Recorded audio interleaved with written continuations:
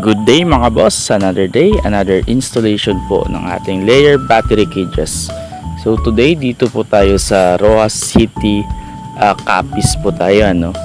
So yung order po sa atin ni boss is dalawang set po na kasama yung manok and then isang set po na cage lang po.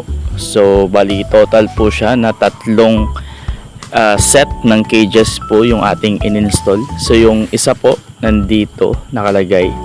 So lalagyan yata ni bossing yan ng heritage chicken.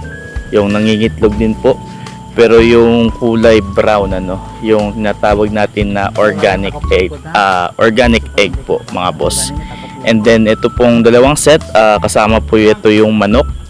So di-deliver po natin yan this week din po, either Friday or Saturday. So dito nga mga boss ano, patapos na kami. So hindi po tayo nakapag-video ng maayos since busy po tayo. So ito po, nakalagay na po yung ating mga drinker, ang ating pakainan o yung ating feeder po.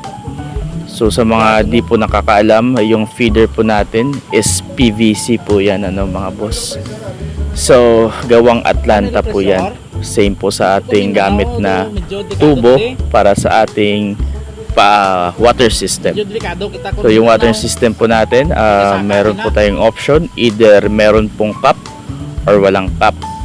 So dito nga mga boss, nag-leak test na po tayo ng ating water system to make sure na wala pong tagas bago po natin ito iwanan kina boss, para hindi po tayo pabalik-balik. So wala po tayo, mini-make sure po natin na wala tayong back job ano.